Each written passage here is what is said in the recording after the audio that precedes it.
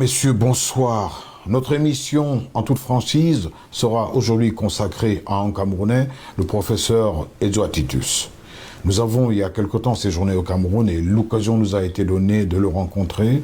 Edouard Titus, qui a été tour à tour conseiller spécial à la présidence de la République, secrétaire général de la présidence de la République, ministre de l'Enseignement supérieur et ministre de la Santé publique. Le 20 avril 1997, le professeur Edouard Titus démissionne du gouvernement et dépose sa candidature à l'élection présidentielle. Il sera arrêté et emprisonné au motif de détournement de deniers publics. Pendant son incarcération, le professeur Edouard Titus, qui a passé 17 ans dans une cellule du secrétariat d'État à la Défense, a eu l'opportunité d'écrire un livre, le titre « Méditation de prison ». Nous l'avons rencontré pour discuter de cet essai, discuter de son séjour en prison et de sa vie aujourd'hui qu'il est libre. Bonjour professeur Titus Edouard et merci de nous donner l'opportunité de parcourir avec vous les pages de votre essai intitulé « Méditation de prison ». Bonjour. Ce livre, sous-titré « Écho de mes silences », a été préfacé par Odile Tobner, épouse de feu Mongbeti. Nous allons découvrir et relire ce livre. Nous le ferons en revenant sur quelques thèmes qui y sont développés. Votre première lettre à la nation, qui en fait constitue l'élément déclencheur de votre incarcération. Nous parlerons de votre définition de la torture telle que vous l'avez vécue, de la politique, du système, de la justice. Mais avant, je voudrais commencer par la préface. Selon Odile Tobner, le texte, pour la reprendre, s'impose par sa puissance. Vous avez choisi de faire dans la litote, de dire le moins pour signifier le plus, faire comprendre l'indicible. À travers une approche pluridimensionnelle, poétique, épistolaire ou dramatique, vous amenez ainsi le lecteur à écouter vos silences et à lire entre les lignes de vos méditations. Pourquoi avoir choisi ce genre, professeur ? Je vous sais gré de venir relire avec moi cet ouvrage qui aura été un message. Mais avant tout, je voudrais signifier ici ma totale et profonde gratitude à Madame Odile Tobner, qui a bien voulu préfacer cet essai. Je dois dire que cette préface a été sublime dans sa forme et exhaustive dans son contenu. Professeur, Madame Tobner, vous l'avez rencontrée où? Comment est-ce que vous la connaissez? Eh bien, vous serez surpris. J'ai jamais rencontré Madame Odile Tobner. C'est tout simplement parce que, par l'intermédiaire des amis, elle a lu mon manuscrit. Elle s'est engagée elle-même à le préfacer. Eh bien, vous me posez la question pour savoir pourquoi j'ai choisi ce style.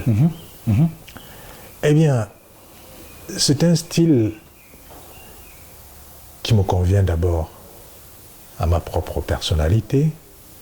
Je suis plutôt introverti, mais en même temps, à cause de l'environnement dans lequel je me trouvais lorsque j'ai écrit cet essai. Il fallait être très prudent, mais en même temps, dans cette prudence et dans ce langage, disons, imagé, j'ai voulu véhiculer cette puissance intérieure afin que je puisse partager ce que je vivais en ce moment-là. Professeur, vous décidez, avant votre incarcération, de démissionner du gouvernement d'alors, ensuite poser une candidature à l'élection présidentielle. En fait, tout part de là. Donc, il y a d'abord eu un constat, celui d'une société exsangue, et vous prenez donc la décision d'apporter, j'allais dire, un remède au corps sociétal malade camerounais. Ça a pris quand même 12 années pour que vous vous rendiez compte qu'il y a des choses qui n'allaient pas. Oui, il y en a qui trouvent que 12 ans, c'est trop long, que j'aurais peut-être dû J'ai attendu trop longtemps pour manifester cela. Mais je vais vous dire que, d'abord, on ne devient pas ministre pour démissionner le lendemain. Première chose. La deuxième chose, c'est que pour prendre de telles décisions, il faut assez de temps pour avoir vécu le système, avoir donné tout ce qu'on pouvait, avoir pensé. Pour moi, 12 ans, c'est peut-être pas assez, mais pour d'autres, ça peut être trop. Je dois dire que dans ce genre de choses, après avoir vécu intensément ce système, j'ai analysé, j'ai vu que c'était un système qui s'était essoufflé, surtout parce qu'il n'y avait pas de projet. Et puis, dans le système, chacun y donne du sien. J'ai donné du mien, et j'ai pensé qu'à un moment donné, je ne pouvais plus réussir à donner ce que j'estimais positif. Alors j'ai pris cette décision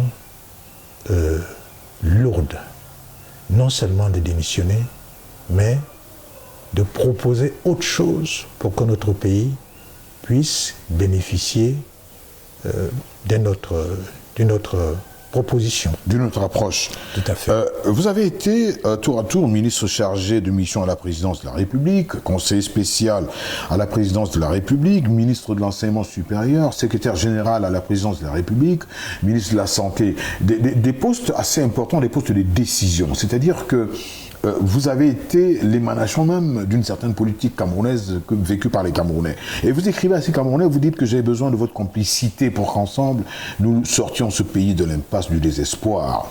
Vous dites que le temps est venu pour s'engager définitivement. Vous demandez que les Camerounais n'aient plus peur, qu'ils n'acceptent plus l'intimidation, le mensonge. Ça veut dire qu'ils avaient peur, on leur mentait et ils étaient intimidés. Oh oui, ça c'est une analyse faite dans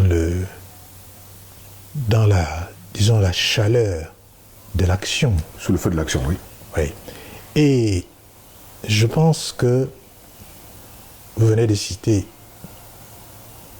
les missions, enfin les fonctions que j'ai occupées. Vous confirmez par là que les 12 ans, disons, se justifient. Alors, dans toutes ces fonctions, je crois que j'ai fait de mon mieux pour contribuer, n'est-ce pas, au succès du système. Mais c'est justement à cause de cela que j'avais la certitude de ma décision. Alors, quand je parle de peuple terrifié, eh oui, le peuple est terrifié. C'est-à-dire qu'il n'y a pas de liberté. On ne peut pas penser. Les génies sont écrasés. Alors, en politique, pour pouvoir œuvrer à ce niveau, le peuple doit non seulement vous comprendre, et pour qu'il vous comprenne, il faut que vous expliquiez. Alors, ça demande beaucoup de courage. C'est pour cela que j'ai dit au peuple camerounais, eh bien, pour changer les choses, il faut que vous me suiviez. Je vous montre une direction par un projet de société, et c'est par ce projet de société que nous allons réussir à changer les choses. Qu'est-ce que vous pensez de la solidarité gouvernementale, de ce que les Anglais disent team spirit, l'esprit d'équipe? Vous êtes d'accord que ça devrait exister dans un gouvernement?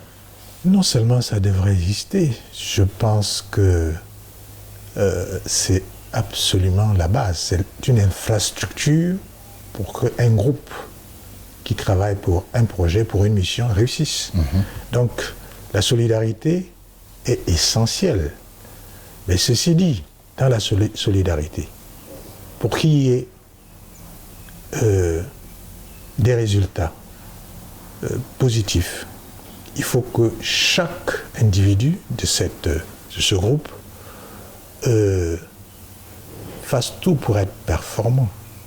Et c'est cette performance liée les uns avec les autres qui donne, n'est-ce pas, qui booste l'action pour que l'action puisse réussir. Le corollaire justement de ce travail en équipe, c'est que il y a à partager les succès et malheureusement les échecs. Vous partagez les succès et les échecs du gouvernement à cette période. Vous êtes responsable de la situation, d'une certaine manière, professeur. Oh, partager, vous êtes obligé de partager. Mais vous n'êtes pas nécessairement responsable. Il faut faire la part des choses. La part des choses. Mais à un moment donné, quand vous trouvez que vous avez donné assez et que ça ne change pas, vous avez le devoir et le droit de pouvoir dire et proposer autre chose. Et c'est ce qui est arrivé. À propos de propositions, revenons donc sur les grandes lignes.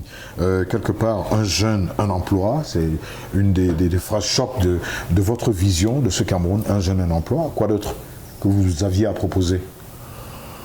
Oui, vous savez, en politique, on utilise des formules, mais ce sont des formules qui naissent d'une pensée. Disons qu'un jeune, un emploi, c'est la fin d'une pensée.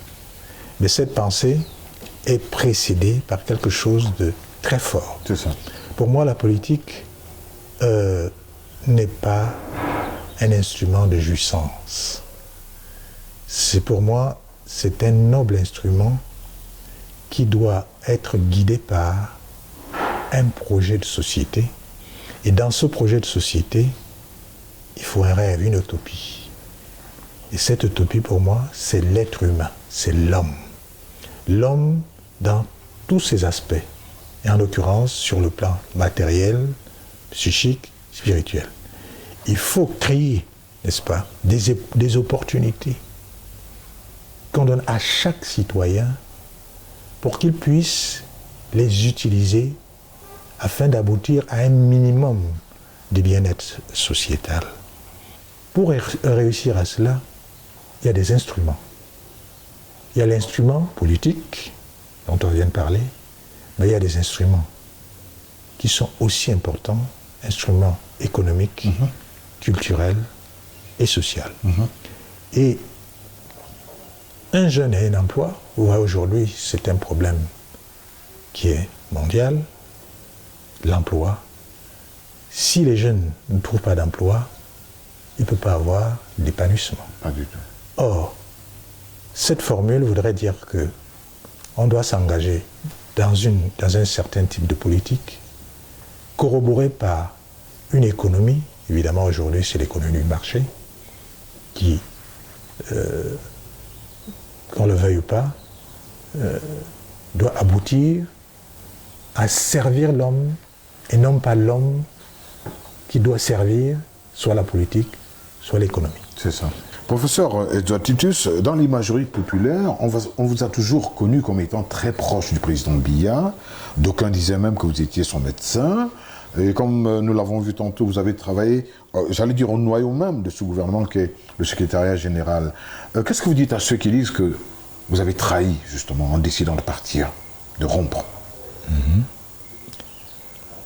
Bien. On revient toujours sur les mêmes choses. Mais je ne me fatiguerai jamais de les expliquer simplement. D'abord, pour ce qui concerne l'amitié, je l'ai déjà dit et je le réitère ici, le président de la République ne peut pas avoir d'amis. Parce que c'est une fonction qui est au-delà du sentiment. Et la politique ne souffre pas de sentiments. Est-ce que Paul Biya peut avoir des amis? En tant que Paul Biya, oui. Peut-être. Ça ne concerne que lui. Edouard Titus n'était pas l'ami de Paul Biya? Non. Je réitère que j'ai été un collaborateur, mais alors un proche collaborateur, honnête, disponible pour que la mission réussisse. Et cette disponibilité, on l'a vu par la proximité de l'individu, bien sûr. Et justement, c'est cette proximité qui a permis que je vois peut-être plus clair que d'autres. Et c'est ça qui m'a peut-être donné l'opportunité de faire des analyses aussi profondes que je n'aurais faites autrement. Si vous étiez un peu plus loin. Voilà. Ouais. Donc il faut plutôt voir cela de ce côté plutôt que le côté sentimental. Ça a été un côté de raison et d'un homme actif. Donc le pragmatisme ici était en avant de toute action. Est-ce que vous y arrivez, professeur, comme ça, de faire des suggestions, justement, en tant que personnalité très proche du président de la République, et de lui dire, je pense que le cap, ici, nous sommes en train de prendre le mauvais cap. Est-ce que l'occasion vous a jamais été donnée de le lui dire? Mais si vous ne le lui dites pas, vous ne servez à rien. Il faut le lui dire, mais seulement avec la manière. Dans le respect, dans la finesse. Il a tout ce qu'il faut pour évaluer. Et puis, lorsque vous donnez un avis à ce niveau-là, soyez froid. N'attendez pas qu'il écoute votre avis. Vous n'êtes pas là pour le guider. Vous êtes là tout simplement pour l'aider à prendre une décision. Manifestement, votre aide n'a pas porté des fruits prometteurs, et vous vous retrouvez donc, après votre déclaration candidat à la présidence, sous les verrous. Et comment vous l'avez vécu votre première nuit? Oh oui, ce sont des souvenirs qui sont des souvenirs obscurs. Parce que du jour au lendemain, sans raison apparente, sinon de l'exercice de votre liberté, vous vous retrouvez dans des situations plus qu'embarrassantes. Alors, cette nuit est une nuit qui est très symbolique. Dans mes recherches personnelles, je me suis retrouvé pas à m'identifier, mais quelque chose qui m'a suscité des souvenirs de mes lectures. Je voudrais parler des anciens philosophes, comme Pythagore. Pythagore, il a passé un bon moment dans ce qu'il appelle la grotte souterraine de Métaponte. Vous avez la caverne de Platon. Si vous allez même plus loin, vous aurez Odyssée d'Homère, qui, dans ses 12 épreuves, a eu à passer par une caverne. Donc, être dans une cellule, quelque part, vous rappelle à ces souvenirs philosophiques, métaphysiques.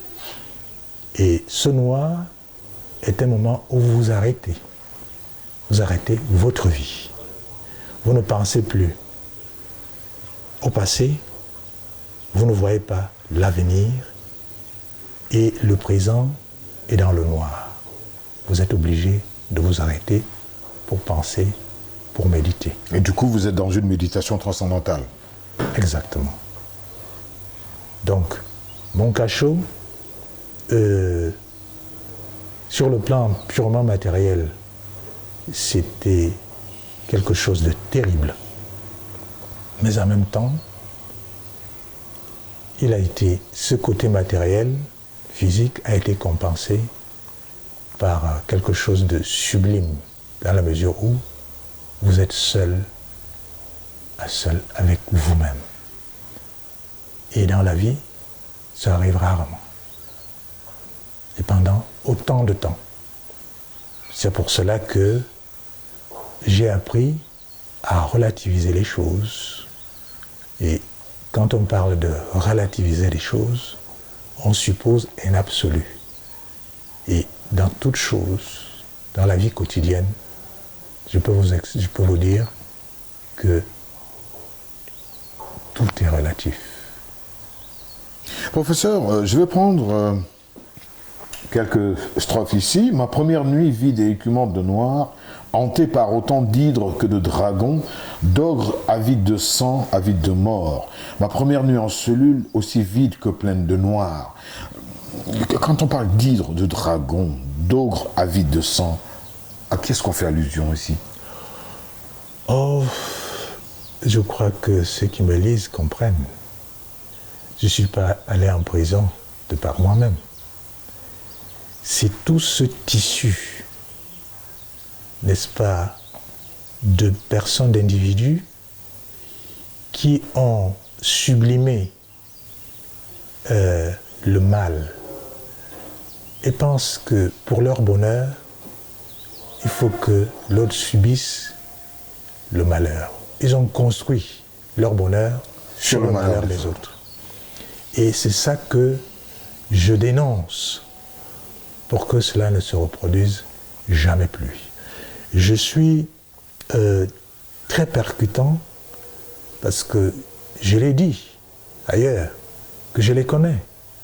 Mais en même temps que je les connais,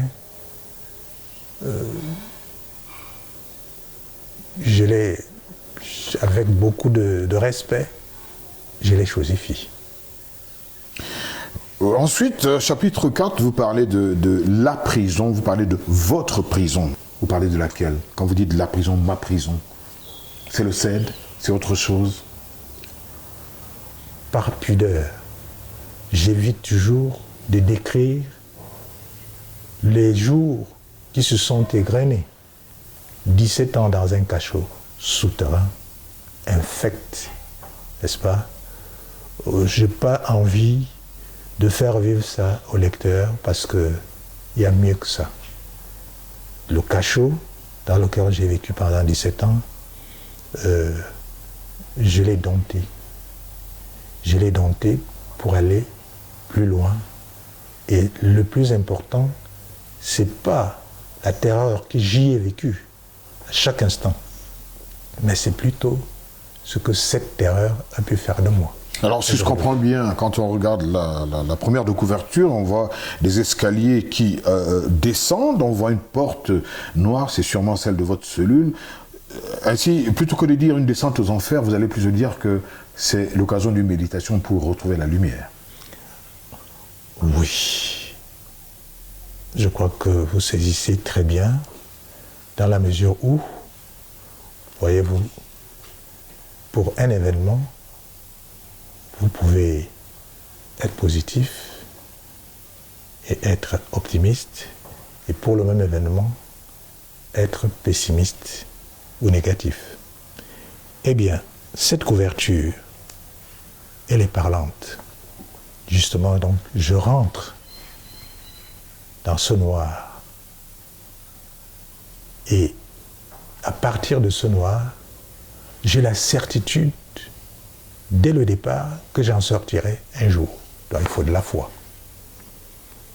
Et quand j'en sors, c'est pour monter les escaliers et voir la lumière. Et là, le symbole de la caverne de Platon se réalise. Dans la caverne, je ne vois que des ombres. Que des ombres, oui.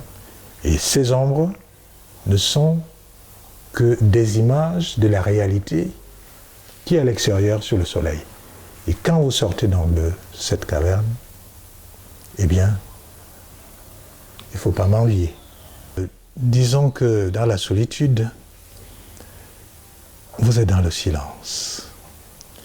Et ce silence, pour moi, a été un langage, et j'ai défini le silence comme un langage de l'infini. Mais, dans ces méditations, qu'il faut d'ailleurs structurer, j'ai eu des compagnons insolites, qui ont brisé, n'est-ce pas, ma solitude. Comme ce fameux coq. Oui, avant le coq même, je parle justement des souris. La souris, ça c'est un animal très très intelligent, qui si vous avez l'occasion de l'observer, comme j'en ai eu, c'est quelque chose d'extraordinaire. Donc j'en ai eu de petits, de gros et tout ça. Il y a eu des combats que j'ai écrits dans l'ouvrage. Quelquefois j'ai gagné, quelquefois ils ont gagné, et quelquefois il y a eu match nul. Le moustique, c'est un animal aussi extraordinaire. Il vous attaque même dans l'obscurité parce qu'il a un radar et tout ça. Eh bien, j'ai voulu un peu, dans ce style, faire ami ce qui pouvait sembler ennemi, adversaire. Et c'est une technique, même dans la vie courante. Ce n'est pas celui qui vous attaque, ce n'est pas celui que vous pensez être ennemi, qu'il est forcément. Quelqu'un qui paraît ami peut être un ennemi caché. Bon, ceci dit, vous parlez du coq. Là aussi, ça a été quelque chose de sublime, dans la mesure où le coq, c'est le symbole de la Renaissance et de l'apparition de la lumière intérieure. Donc, la visite de mon coq venait me passer un message. Il dit, voyez-vous, vous êtes là, vous n'êtes pas mort, vous allez renaître, et qui sait jamais, vous pouvez voir une lumière plus éclatante le moment venu. Savoir positiver. À propos de découvertes dans votre prison, toutes ces bestioles, ces souris, vous ont sûrement fait découvrir la qualité de nos cellules, de nos prisons. Celles érigées par le gouvernement que vous avez servi à un moment ou à un autre. Si vous aviez à refaire, je prends le cas des prisons, qu'est-ce que vous feriez pour améliorer la situation des prisonniers, par exemple ? Eh bien, je dois vous dire que ça, c'est une des carences de nos systèmes. Si j'avais jamais été en prison, je n'aurais jamais découvert la cellule. Nous vivons en vase clos. Et ça, c'est une des carences de nos gouvernements. C'est-à-dire, un ministre d'un département ne sait absolument pas ce qui se passe dans un autre. Et ceci est dû à, je dirais, un obscurcissement de l'action. Donc, j'ai découvert la prison centrale d'abord, où j'ai fait des ajouts, et je vous assure que comme je ne crois pas au hasard, c'était pour que je touche du doigt ce que peut vivre un prisonnier, des prisonniers. Alors, parmi les changements de la société, quand on parle de sécurité sociale, mais je vais vous dire une chose, on mesure l'état d'une société, pas seulement par les hôpitaux, n'est-ce pas, par l'éducation, mais par l'état de prison. Parce que lorsqu'on devient prisonnier, une société comme la nôtre, non seulement vous oublie, mais vous diabolise. Le commun Camerounais, il est même content de voir des gens en prison. Et tant que ça ne lui arrive pas, il ne peut pas imaginer ce que c'est que la prison. Une prison dans laquelle la torture a pignon sur rue, et c'est l'objet du chapitre 6. Alors, moi j'ai vécu une prison spéciale. Et c'est cette prison spéciale, quand j'y pense, ça me donne toujours froid au dos. Comment un être humain peut non seulement souhaiter d'amener à la mort un autre, mais de se réjouir de ce processus. C'est ce cynisme qui est diabolique. C'est des choses qu'il faut écarter, éliminer de notre société. Mais est-ce que le cynisme ne fait donc pas partie du pouvoir? Est-ce que c'est pas machiavélique? Ça fait pas partie du pouvoir, professeur? Oh, vous parlez de Machiavel. Si on devait discourir sur Machiavel, je vous assure qu'il faudrait une autre émission. Mais permettez-moi de vous dire que la lecture de Machiavel à propos du cynisme, elle est, disons, anachronique. Ceux qui lisent Machiavel, ils ne lisent pas Machiavel dans son contexte. Et puis, comme je l'ai dit, Machiavel, quand on dit Machiavel, on se réfère n'est-ce pas, au petit volume des Principatibus, qui veut dire le prince. Le prince, oui. Machiavel a écrit ce petit livret en une semaine. En une semaine, pendant sa disgrâce, lors du retour des Médicis. Mais alors, il a écrit ce petit volume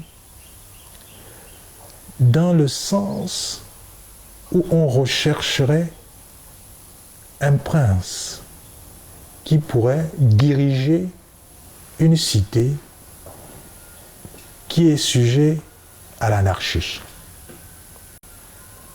C'est pour cela que, d'une façon très très précise par rapport à l'environnement, il y avait le désordre, parce que... Il fallait donc une poigne de fer pour remettre de l'ordre dans la maison. Oh oui, pour remettre de l'ordre où il y a l'anarchie. Mais ce n'est pas ce qui se passe dans le pays. Nos pays ne sont pas dans l'anarchie. Ils ont un chef. Et ce chef-là, il doit faire autre chose que de combattre l'anarchie qui n'existe pas. C'est pour cela que, quand on parle de Machiavel dans nos sociétés, c'est un non-sens. Et j'ajouterais pour la culture de ceux qui nous écoutent, le livre Machiavel n'est pas le plus important qu'ait écrit Machiavel. Le livre le plus important d'ailleurs, ça a été celui qui parle de Tite-Live, n'est-ce pas, qui décrit et puis commente la première décade de Tite-Live. Et dans ce livre, Machiavel est un précurseur de la République. Voyez-vous. Donc ça prend tout un autre sens. Absolument. Donc j'inviterai le lecteur à aller revoir son Machiavel et sur le plan politique, il trouverait des choses beaucoup plus puissantes que le cynisme présumé, n'est-ce pas, du prince. Du prince. Pendant vos 17 ans, il y a eu cette prison, il y a eu cette torture, mais le système judiciaire vous a pratiquement, j'allais dire, écrasé. Est-ce que ce serait trop dire que de dire que le système vous a écrasé? Le système judiciaire au Cameroun a essayé de m'écraser. Ah, d'accord. Mais je ne pense pas qu'il ait réussi à le faire. C'est un bon système judiciaire? Là aussi, vous savez, le système judiciaire autrefois était une autorité, mais il est devenu un pouvoir. On aurait cru que ce pouvoir aurait pu être une contrepartie des autres pouvoirs, à savoir le pouvoir exécutif et le pouvoir législatif. Mais j'ai été très déçu. J'ai été même, dans le livre, très dur, pour rappeler que la justice est quelque chose de fondamental dans une société. Notre justice a peut-être besoin de réformes, mais pas dans l'écriture des lois. Ce qui, dans notre justice, cloche, c'est l'engagement du magistrat. Le magistrat doit réapprendre à dire le droit, et pour qu'il puisse avoir son indépendance, il faut qu'il s'attelle à être compétent et surtout avoir le courage de prendre ses décisions. Car pour qu'un pays puisse s'épanouir, il faut qu'il y ait une justice qui respecte le droit. Vous avez adressé une deuxième lettre, une dernière d'ailleurs, à la nation camerounaise. Une lettre qui peut être considérée comme un réquisitoire contre le système judiciaire camerounais. Un système dont vous avez parlé, perfectible. On n'aura jamais fini de parler de la justice. Je réitère que ce n'est pas seulement perfectible. Le problème de la justice au Cameroun, je le redis, ce n'est pas la compilation des lois qui est importante. Quand vous lisez le code pénal, il a prévu beaucoup de choses. Évidemment, il y a des choses qu'il faudrait revoir par rapport à l'évolution de la société, mais à mon humble avis, le problème de la justice au Cameroun revient à ceux qui l'exercent, c'est-à-dire tout le système judiciaire,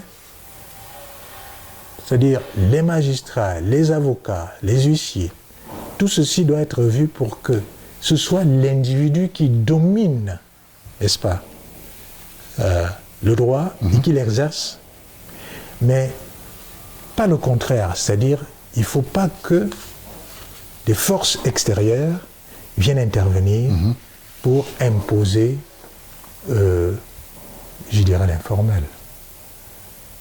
C'est pour cela que non seulement c'est perfectible, mais c'est à souhait qu'à chaque instant, il faut que chaque magistrat, lorsqu'il prend une décision, qu'il sache que s'il prend une mauvaise décision, c'est un tort qu'il fait, non seulement à l'individu, ce qui est déjà très grave, mais à la justice universelle. C'est très très important. Ça. Dans votre déconstruction du système judiciaire camerounais, vous vous mettez en exergue. Est-ce qu'à un moment donné, vous avez eu le sentiment d'avoir à accomplir une mission christique? Oh, une mission christique. Mais vous m'en faites trop. Ça, parce que quelque part, vous parlez de tous vos biens qui ont été pris par ce gouvernement. Vous faites ainsi un clin d'œil à Jean chapitre 19 verset 24 qui dit « Cela arriva afin que s'accomplisse cette parole de l'Écriture. Ils se sont partagés mes vêtements et ils ont tiré au sort ma tunique. » Oui, ça me fait trop l'éloge. Je ne suis pas à ce niveau-là. Je suis justement un simple citoyen. Et en tant que citoyen, je ne mérite pas de voir mes biens confisqués pour rien, parce que cela fait plaisir à celui qui pense avoir le pouvoir. Non, je dénonce cela parce que ce n'est pas des choses, je dirais, qui honorent notre pays. D'ailleurs, ces biens-là, je ne suis pas tellement dominé par la philosophie du bien, comme je l'ai dit. Mais quand c'est le bien, quand il est mien, la propriété privée, elle reste mienne. À lire votre livre et à vous entendre, on a l'impression que lorsqu'on regarde le gouvernement dans lequel vous avez servi, c'est un peu le maraboutisme, il n'y a rien de très clair entre les gens. Et là, vous faites même un clin d'œil, j'allais dire à l'occultisme ici dans votre livre, au mysticisme. Oui, disons que c'est des usages de société, et pas que j'ai l'impression, je l'ai vécu. Dans notre société, on confond le maraboutisme, le charlatanisme avec le mysticisme authentique. Et à un moment donné, j'ai été diabolisé. Parce que pense-t-on, quand on est en politique, les adversaires peuvent tirer sur vous, sur n'importe quoi. Et sur ce plan, on a voulu faire de moi un gourou d'un mysticisme présumé maléfique. Alors, j'ai eu le temps de mettre les points sur les i. C'est pour cela que vous retrouvez dans l'ouvrage ces chapitres qui parlent de l'occultisme, et qui parle du mysticisme authentique. Et alors, j'ai utilisé effectivement de la litote pour parler de l'occultisme. Et ce style, j'ai voulu être très puissant là-dedans, et j'ai utilisé un style, une formule qui dans la littérature on appelle entrope communicationnel. C'est-à-dire, avec peu de mots, vous frappez très fort pour que le lecteur lui-même, quand il a fini de parcourir la page, il accouche lui-même ce que je sous-tends comme réalité. Et ça a beaucoup frappé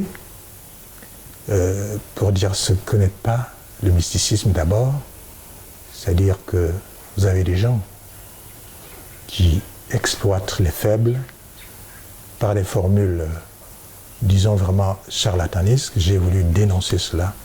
Mais après cela, j'ai voulu en même temps, dans une synthèse peut-être forcée, parce que le mysticisme c'est un univers, définir ce que c'est que le mysticisme, c'est cette quête de soi-même dans la recherche de la connaissance des lois universelles.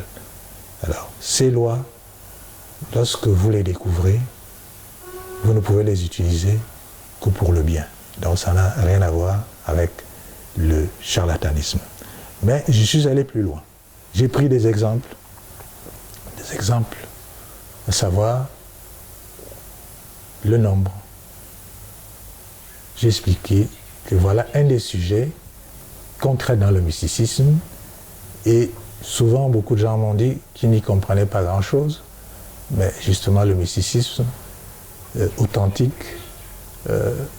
on n'y va pas pour s'amuser, c'est compliqué, il faut travailler, il faut expérimenter, ça n'a rien à voir avec le charlatanisme. Professeur Titus Edzoa, on vous dit rosicrucien. Est-ce que c'est en rosicrucien que vous avez analysé cette situation du mysticisme, ou alors en professeur de médecine? Même plus, non seulement un rosicrucien, un professeur de médecine, mais disons tout ceci, ce n'est que des instruments pour la construction de l'infrastructure de l'homme. Donc l'homme n'est pas un seul aspect.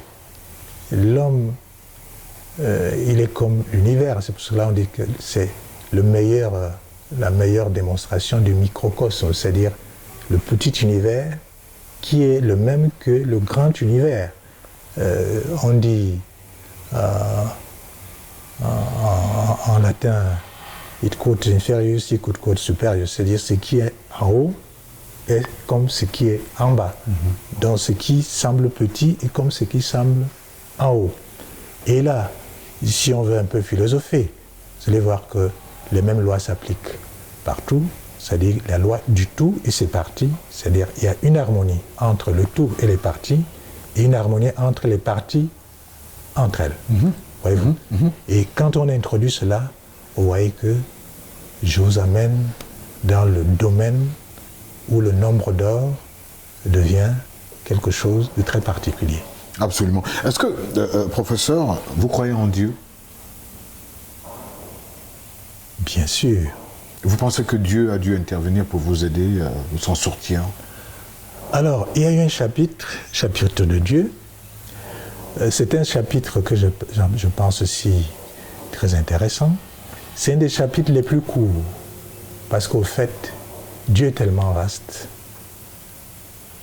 que... Ça nous prendrait une éternité pour... Oui.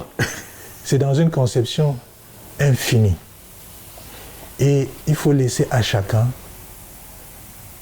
quel que ce soit dans la religion, que ce soit dans le mysticisme, ce qu'on nous donne dans la religion doit nous servir pour qu'on puisse rechercher Dieu, non seulement celui qui est à l'extérieur, mais il faut aussi le chercher en nous-mêmes. C'est-à-dire la conception de Dieu doit prendre ce qu'on appelle non seulement la transcendance, mais aussi l'immanence. Et l'homme n'a jamais fini de rechercher Dieu. Alors quand vous me posez cette question, si je vous dis que je ne crois pas en Dieu, ceux qui y croient m'en voudront. Si je dis que je crois en Dieu, d'aucuns penseront que je suis un naïf. Eh bien, pour les problèmes de foi, il faut laisser la liberté à chacun, n'est-ce pas, de vivre sa conception de Dieu. Et c'est ça aussi, la vraie liberté. Oui, mais cela dit, il y a une certaine intertextualité qui se dégage, puisque quelque part, vous parlez de renaître de vos cendres, un peu comme ce phénix. Bien sûr, mais ça c'est... Alors ça c'est une conception qui n'est pas seulement mienne. Nous tous, nous sommes des phénix. La seule différence, c'est qu'il y en a qui en ont conscience et d'autres pas. Alors, quand vous avez conscience d'être un phénix, vous vous comportez d'une certaine façon et vous vous mettez dans le royaume de l'éternité. Parce que je pense que l'homme, de par son âme, il est éternel. C'est le physique qui a une apparence qui ne l'est pas, encore que. Il est dans sa structure, mais pas dans sa forme. Donc, j'ai voulu partager ce genre de réflexion. Au fait, je donne la clé pour que le lecteur puisse aller chercher et se faire une idée. Car le phénix, c'est une légende pluriséculaire. Et si ceux qui nous ont précédés ont bénéficié de ce genre de pensée, pourquoi pas nous aujourd'hui? Et en l'occurrence, au Cameroun, où le matériel rend fou, il y a la frénésie. Et ceux qui en veulent tout avoir, et par des moyens qui ne sont pas des moyens orthodoxes, et vous voyez dans ce déséquilibre de la société qui fait que le bonheur d'une petite minorité, n'est-ce pas, est bâti sur le malheur de la majorité. Professeur, à un certain moment, vous avez envoyé une lettre au président de la République. Le titre « 14 ans de torture, ça suffit ». Lettre à M. Paul Biya, mais en dessous vous dites « J'ai été honteusement réifié en un vulgaire otage de votre vitrine politique. Ma liberté m'a été confisquée sans raison. Que votre raison veuille bien me la restituer, Monsieur le Président. » Vous pensez qu'il avait une raison et qu'il a été, j'allais dire, en amont ou en aval de votre situation, le président Biya? Oh, je pense que cette question, je souhaiterais que vous ayez le courage de la lui poser à lui. Parce que si je suis un protagoniste, moi je subis. Il y a des explications que je ne peux pas donner, n'étant pas le créateur de la situation. Certes, en démissionnant, en me présentant comme candidat, j'ai déclenché une énergie. Mais il ne m'appartient pas de maîtriser l'énergie qui en revient. Sinon que, en le faisant, je ne peux pas présumer savoir s'il avait raison ou pas. Votre courrier, est-ce qu'il est resté lettre morte ou alors vous avez eu un retour d'ascenseur de la part du président? Une réaction quelconque? Une réaction écrite ou... Oui, écrite, orale. Non, j'ai jamais eu de réaction en tant que telle, mais ça n'avait aucune importance. Je lui ai écrit une lettre en lui disant exactement ce que je pense, mais dans un contexte absolument respectueux. Et je pense qu'il l'a lu. Quelques-uns m'ont demandé, est-ce qu'il vous a entendu? Je ne sais pas s'il m'a entendu, mais j'ai la certitude qu'il a lu ma lettre. Ah, vous avez la certitude qu'il a lu la lettre? Tout à fait. Est-ce que, pour n'avoir pas réagi à propos de silence, justement, on peut conclure qu'il ne dit rien consent dans ce cas? Ah, ça, c'est une question qu'il faut lui poser. Professeur Titus Edzoa, aujourd'hui, vous êtes libre. Mais qu'est-ce que la liberté pour vous? Ah oui, définir la liberté n'est pas simple. Je vais me référer à un sénateur polonais du nom de Raphaël Leszczyński qui disait ceci lors d'une séance. Il disait « Malo periculosam libertatem quam quietum servitium ». Qu'est-ce que cela veut dire? Je préfère la liberté avec tous ses périls à la quiétude de la servitude. Mais la liberté est quelque chose de très particulier. C'est-à-dire? Car la liberté, ce n'est pas le vin doux, ce n'est pas la femme douce. Ce n'est pas les biens qu'on garde dans les celliers, dans les greniers. Ce n'est pas un enfant dans le berceau. La liberté, c'est aussi un chant solitaire qui, si on ne la maîtrise pas comme il faut, elle a tendance à s'envoler dans les airs. Qu'est-ce que je voudrais dire par là? Quand on a la conception de la liberté, comme j'entends, il doit toujours être accompagné de la conception de la responsabilité. Donc, dire liberté, c'est pas faire ce qu'on veut, mais faire ce qu'on doit faire en assumant ce qui en découle. Donc, pensez toujours, c'est un message que je voudrais faire passer. Dire liberté, c'est la moitié de la pièce, et l'autre moitié, c'est la responsabilité. Et maintenant que vous avez pris du recul, quel est le regard que vous jetez sur ce Cameroun aujourd'hui? Il donne à espérer? Le Cameroun aujourd'hui m'inquiète encore plus qu'hier, car nous nous retrouvons dans un carrefour, je dirais dans une impasse. On n'a pas le temps de regarder en arrière, parce qu'on n'autorise pas qu'on fasse un bilan.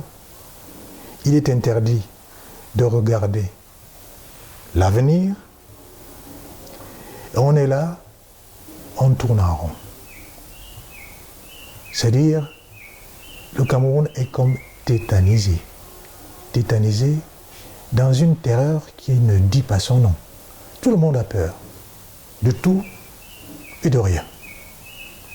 Alors, dans cet environnement, comment voudriez-vous qu'un homme comme moi ne soit pas inquiet? Qu'est-ce que vous pensez de cette idéologie du président Biya, cette émergence en 2035? Pour émerger, c'est maintenant qu'il faut tout faire pour émerger. Car l'avenir dépend du présent, de ce que vous faites aujourd'hui. Je n'ai pas l'impression que l'action aujourd'hui du gouvernement du Cameroun peut nous faire émerger, non seulement en 2035, mais même en 2080. Vous pouvez me citer aujourd'hui un seul domaine où il y a une activité qui puisse produire, non seulement aujourd'hui, mais demain? Moi, je n'en vois pas.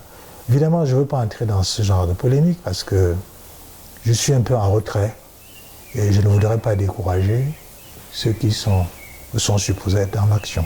Mais il y a un paradoxe, professeur. Si vous ne maîtrisez ni les tenants ni les aboutissants de ce fameux projet, j'imagine qu'il existe, sur l'émergence en 2035, comment est-ce que vous pouvez le déconstruire? Il faut d'abord le maîtriser pour le déconstruire. Oui, c'est pour cela que je dis, je ne peux pas entrer dans les détails, mais c'est dans la conception même Vous parlez de l'émergence en 2035, alors qu'on vit dans la misère perpétuelle. Mais c'est un peu une aberration, voyez-vous. C'est une aberration. C'est-à-dire, c'est le quotidien d'abord qu'il faut gérer. L'État est là pour gérer d'abord le quotidien. Et si ce quotidien n'est pas géré, mais là on joue à quoi? On est des prestidigitateurs de l'avenir. Non. Moi, un homme politique, c'est le quotidien d'abord qui me préoccupe. Et alors, quand ce quotidien est quelque peu apaisé, nous pouvons fantasmer sur l'avenir. Absolument. À propos de politique, quels sont vos rapports avec le Rassemblement démocratique du peuple camerounais? Toujours militant?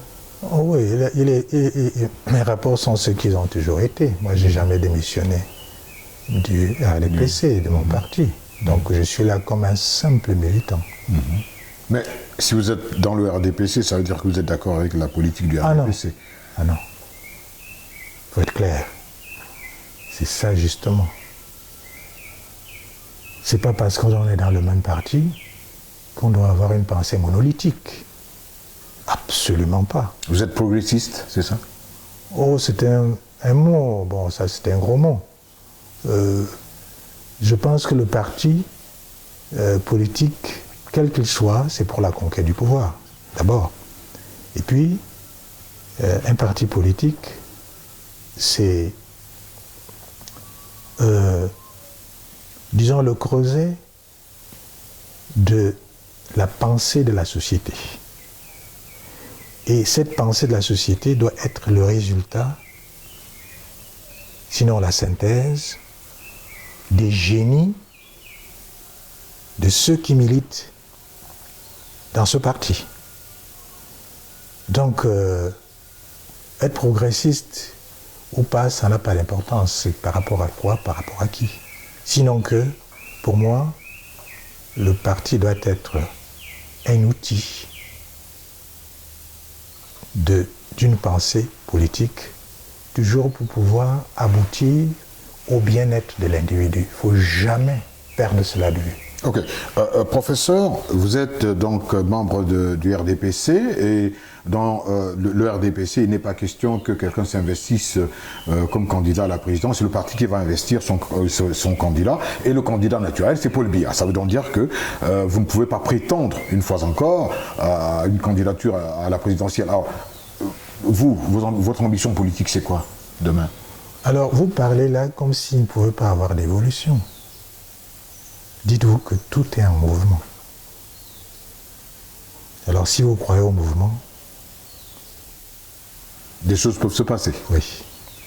Quelle a été la place du karaté dans votre vie pendant ces 17 années d'enfermement, d'incarcération? Oui, voyez-vous, je me rends compte, pour notre échange, qu'on parle toujours de la même chose, mais sous des aspects différents. On parle de l'homme. Mais l'homme est pluriel. C'est une polyvalence, mais seulement il faut savoir utiliser pour un événement ou pour une situation telle force qui vous anime pour une autre force. Alors je vous dirais que l'art martial, pour moi, non seulement est essentiel, mais a toujours été essentiel. C'est quoi l'art martial?